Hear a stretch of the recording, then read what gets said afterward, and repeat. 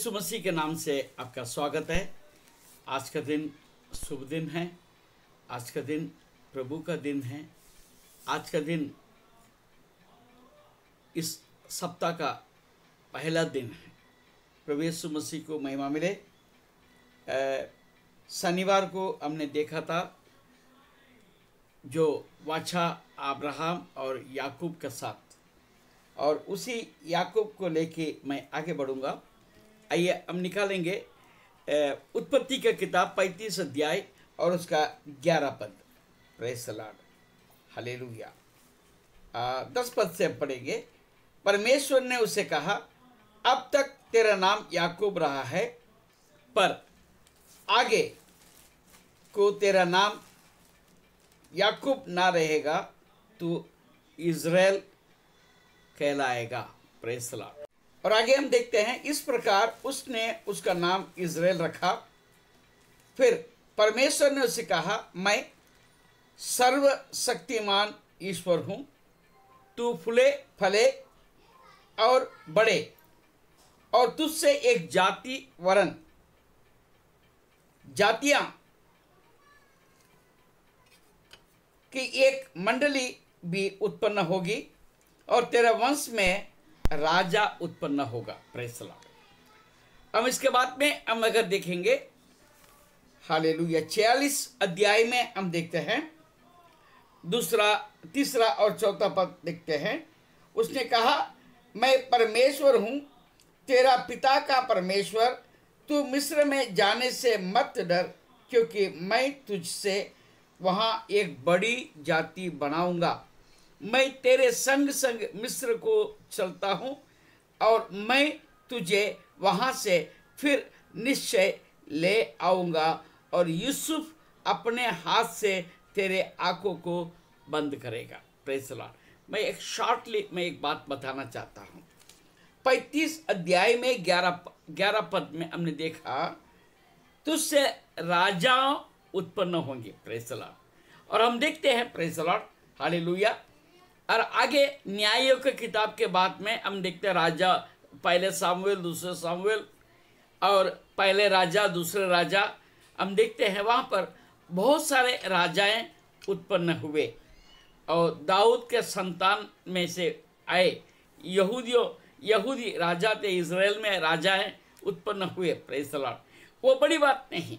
और उसी संदर्भ में मैं एक बात आपको याद कराना चाहता हूँ कि यीशु मसीह भी यहूदा गोत्र से उत्पन्न हुआ।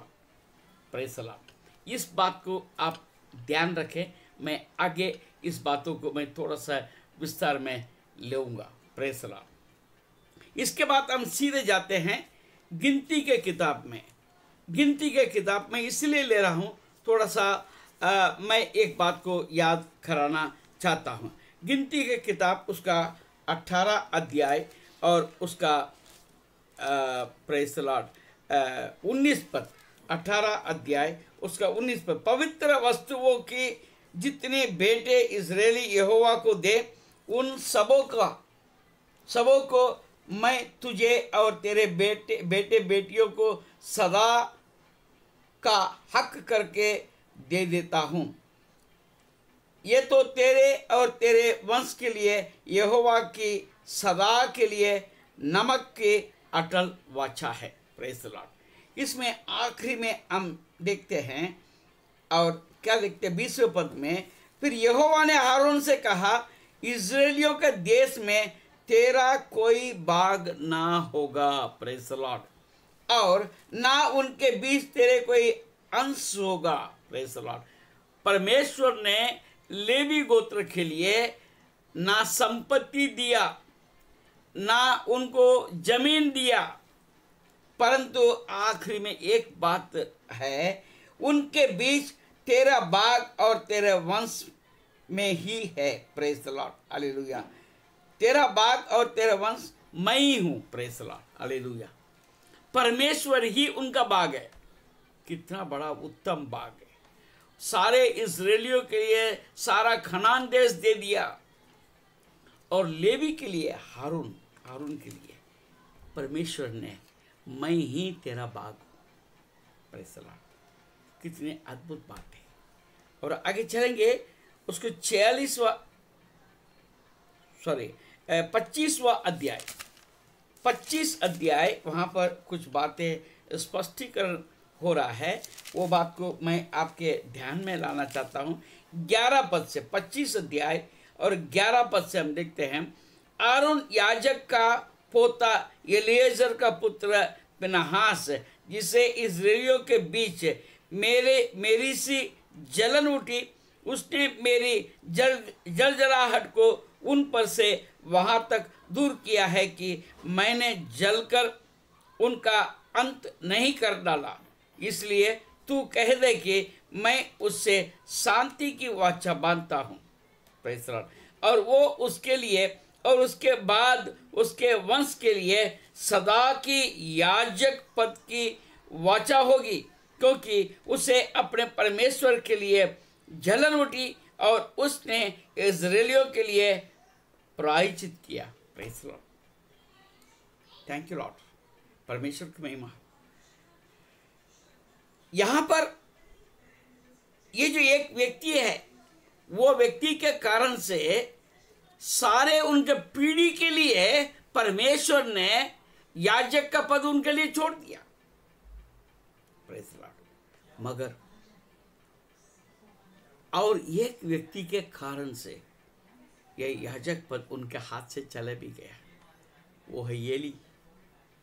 एली ने परमेश्वर का अपना नाम माना, अपने बच्चों को ऊपर अपना दिल रखा, प्रेम रखा, और बच्चों ने यहोवा को तुच्छ माना। उस कारण से लेवी गोत्र से ये जो हारून के पोता एलिएजर का पुत्र पिनहास, इनको जो वायदा किया, वो वायदे से वो दूर हो गया। मैं अंत में एक बात कहकर प्रेज़ द लॉर्ड, आज ऐसे बात को, मैं सीरियस बात को मैं आपके सामने ला रहा हूँ। मत्ती रचित सुसमाचार उसका 26वां अध्याय।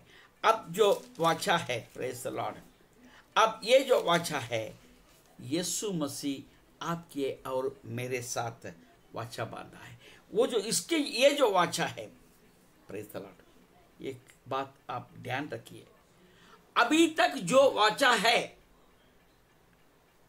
आदम से लेकर याकूब तक, याकूब के बाद में ये लेवी गोत्र तक जो वाचाएं, जितने भी वाचे परमेश्वर ने जो बांधी है, वो इस दुनिया के लिए है। Praise the Lord. जब तक हम यहाँ है, इसके लिए ये वाचाएं, मगर अनंत काल के लिए जो वाचा है अभी तक नहीं आया। अनंत काल के लिए वाचा बांधने वाले अब आने का ही था। अब मत्ती रचित सुसमाचार में हम देखते हैं 26 अध्याय और 26 से लेके 28 पद तक हम देखेंगे। जब वे खा रहे थे तो यीशु ने रोटी ली और आशीष मांगकर तोड़ी और चेलों को देखकर कहा, लो खाओ, ये मेरी देह है। फिर उसने कटोरा लेकर धन्यवाद किया और उन्हें देकर कहा, तुम सब इसमें से पियो, क्योंकि ये वाचा का मेरा वो लहू है जो बहुतों के लिए पापों की क्षमा के निमित्त बहाया जाता है। मैं तुमसे कहता हूँ कि दाख का ये रस उस दिन तक कभी ना पीऊँगा जब तक तुम्हारे साथ अपने पिता के राज्य में नया ना पीऊँ। Praise the Lord. ये एक वाचा है यीशु मसीह ने अपने अनुयायी के साथ बांधी। जो उसके शरीर को खाएगा, जो उसके लहू को पिएगा, यानी कि प्रभु भोज के विधि में जो रोटी और दाखरस उसके जो शरीर और उसके लहू को दर्शाता है, उसके सेवन करने के योग्य यदि आप है, आप करते हैं, तो आपके साथ परमेश्वर अनंत काल के लिए वाचा पाता है। Praise the Lord. ये वाचा अभी तक की जितने वाचाएं हमने सुनी है, जो हमने समझे हैं, उससे बेहतर और द बेस्ट है, उत्तम अभी तक जो वाचा है इस दुनिया के लिए, दुनिया में रहने के लिए था।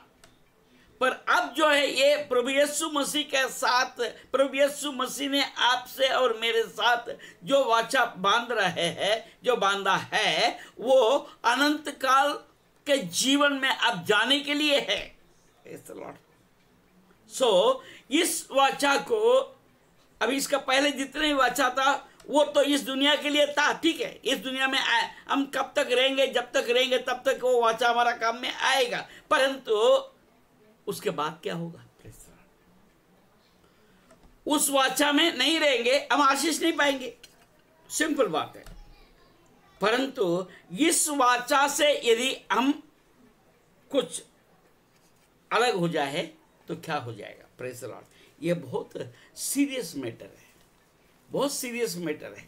मैं आपके साथ बोलना चाहता हूँ इब्रानियों का किताब 12वां अध्याय और उसका, प्रेज़ द लॉर्ड, 12वां अध्याय में हम देखते हैं 22 पद से हम देखते हैं, पर तुम सिय्योन के पहाड़ के पास, प्रेज़ द लॉर्ड, ये बात को आप समझने का प्रयास करें, ध्यान रखने के प्रयास करें, अंडरलाइन करें।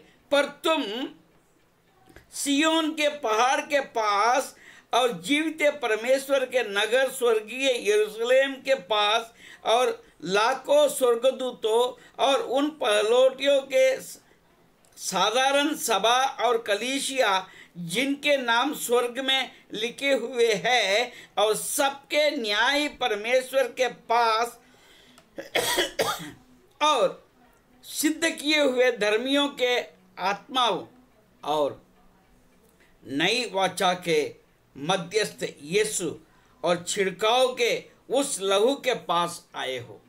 Where you stand, where you stand, you have to understand. आप कहाँ खड़े हो, आप कैसे हो, आप कौन हो, ये वचन आपको बड़े स्पष्ट रीति से आपसे बात करता है। तुम, you everyone you are hearing, तुम सिय्योन के पहाड़ के पास और जीवते परमेश्वर के नगर स्वर्गीय यरूशलेम के पास और लाखों स्वर्गदूतों और उन पहलोटी के साधारण सभा और कलीसिया जिनके नाम स्वर्ग में लिखे हुए हैं और सबके न्याय परमेश्वर के पास और सिद्ध किए हुए धर्मियों के आत्माओं और नए वाचा के मध्यस्थ यीशु और छिड़काव के उस लहू के पास आए हो। Yes, you have to understand, you have to be careful. जो हाबिल के लहू से उत्तम बातें कहता है, तो व्हाट अबाउट योर लाइफ? आपके जीवन के विषय में आप क्या सोचते हैं? क्या आप ये सोचते हैं कि मैं एक साधारण एक विश्वासी हूं, मैं एक मसीह हूं? No no no no, you are above everything. उसके सबसे ऊपर आप है, जो आपको आपका एक बुलाहट है, इसके विषय में आप साधारण नहीं समझ सकते। You have to be serious. Hallelujah. और आगे देखे 13 अध्याय में एक चेतावनी दिया गया। 13 अध्याय उसका 18 से देखेंगे।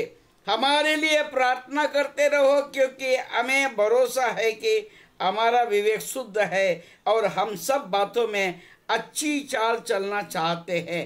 प्रार्थना करने के लिए मैं तुम्हें और भी समझाता हूँ कि मैं शीघ्र तुम्हारे पास फिर आ सकूं। 20 पद में अब शांतिदाता परमेश्वर जो हमारे प्रभु यीशु को जो बेड़ों का महान रखवाला है, सनातन वाचा के लहू के गुण से मरे हुए में से जिलाकर ले आया, तुम्हें हर एक बड़ी बात से सिद्ध करे, जिससे तुम उसके इच्छा पूरी करो और जो कुछ उसको भाता है उसे यीशु मसीह के द्वारा हम में उत्पन्न करे। उसी के महिमा युगानुयुग होता रहे। आमीन। Praise the Lord. आप इसलिए बुलाए गए, आप परमेश्वर की इच्छा को पूरी करें। जो दौड़ आपको दौड़ना है, उस दौड़ में लगातार दौड़ते जाना और मुकाम में पहुंचना, अनंत काल का जीवन में जाना है। इसलिए परमेश्वर ने आपके साथ नई वाचा बांधा है। ये नई वाचा को आप तुच्छ न मानना। Be careful. हम अपने जीवन को हम विचार करके देखें, हम उसके बारे में चिंता करें और हम कैसे उनके साथ चलना है। आप सोच लें, एक निर्णय लें, प्रभु में आगे बढ़ता जाए। प्रभु आप सबको आशीष दे। इस बातों का भूलना नहीं। It is not from me. आज परमेश्वर आपके साथ एक याद दिलाने के लिए मुझे भेजा है। Be serious and live seriously. God bless you.